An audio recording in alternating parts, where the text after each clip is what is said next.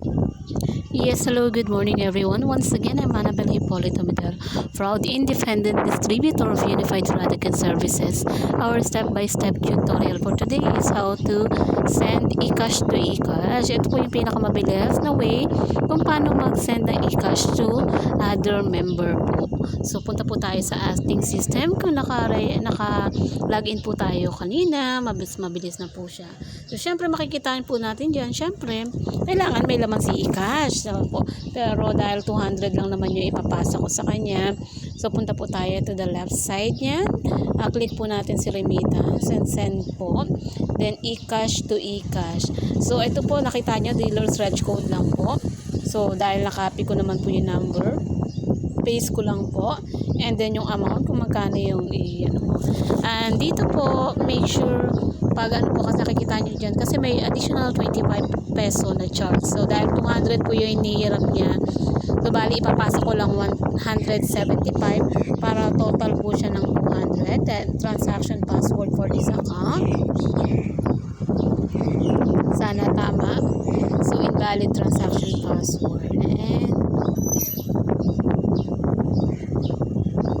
ito pala yun. Okay, so nakapasa na po tayo ng okay po. So mapapansin po natin dyan kasi reg code lang yung ating sinulat, di po ba yung tinype natin. To the left side po, punta po tayo sa ating reports. So sa reports po, general reports, so makikita po natin dyan. So nagpasa po tayo ng eCash to eCash. So 175 plus yung charge po na 25. So para po makita nyo po kung sino yung may-ari, kasi minsan po pag reg code, para makita nyo po kung sino yung pinadala natin ng eCash. So para po makita nyo yan, doon po tayo pupunta sa remittance send. Remittance send, then select transaction type, then eCash to eCash. From there po makikita nyo po yung details. So ayan po yung name niya, di ba? So pwede po nyo i-screenshot or i-download yung receipt. So paano yan para makita po natin? So download po natin yung receipt. Ayan.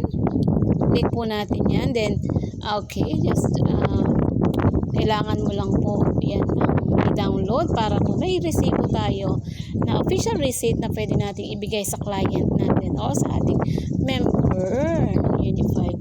So ayan po, so activated na po siya. Punta po tayo ngayon, nakita niyo po kasi nakaka-download yan is cash. Okay, ito po yung ating download para po mas maganda yung ating resibo na ibibigay sa ating co-member o sa client natin. Ayan, hintay lang po natin. So mapapansin nyo po yan.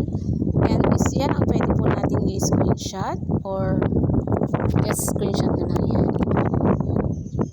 Okay, yun lang po kadali. So mapapansin nyo dyan, andyan ang eCash to eCash, andyan po yung name ng ating receiver. So para po yan, di ba? So ito po yung magandang negosyo natin sa member to member. So pwede ka magbigay ng extra charge if kung talagang ginagawa mo siya as a negosyo for me, kasi is downline ko naman po ito, kaya hindi naman po ako nag-charge. So yun lang po, and I hope may na-impart po akong learning today. Once again, I'm Annabel Hippolyto Medel, proud independent distributor of Unified Product and Services. Good morning po.